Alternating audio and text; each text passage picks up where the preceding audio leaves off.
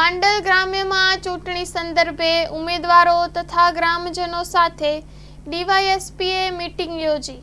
વાસણા, કુણપુર તેમજ નવાગામ સહિતના ગ્રામજનોને શાંતિપૂર્ણ માહોલ વચ્ચે લોકશાહીનો અવસર ઉજવવા અપીલ.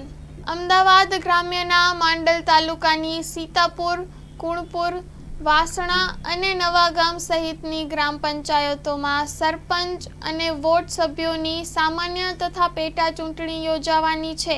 તારીખ 22 જૂને મતદાન અને 25 જૂને મતગણતરી હાથ ધરવામાં આવશે.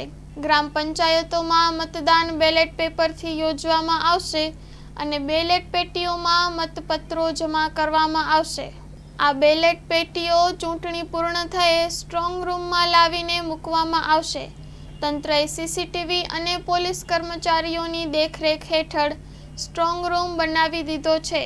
જોકે તાલુકાના 18 ગામોમાં સામાન્ય તથા પેટા ચૂંટણી યોજાવાની હતી, પરંતુ ઉમેદવારી પત્રો પરત ખેંચવાના અંતિમ દિને મોટાભાગના ગામોમાં ગ્રામજનો, સ્થાનિક આગેવાનોએ મોટાભાગના વોર્ડ સભ્યો અને કેટલાક પેટા સરપંચોને બિનહરીફ કરાયા હતા. જેથી હવે માત્ર આ 4 ગામોમાં મતદાન પ્રક્રિયા હાથ ધરવામાં આવશે. મતદાનને લઈ હવે ગણતરીના દિવસો બાકી રહ્યા છે.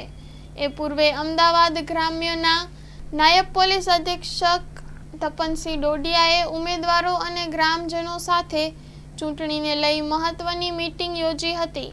માંડલ પીઆઈ તથા પોલીસ કર્મચારીઓ પણ આ મીટિંગમાં સાથે રહ્યા હતા.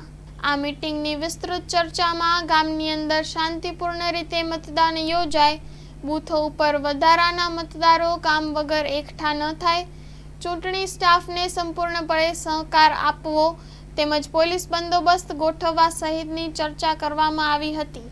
Story report by Mahendra Gajjar, Mandal.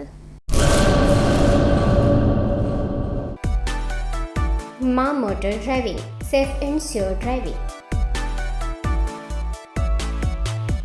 Driving એ શોખ સાથે આપની મોટી જવાબદારી પણ છે. અમારા ઇન્સ્ટ્રક્ટર દ્વારા સચોટ અને સરળ માર્ગદર્શન.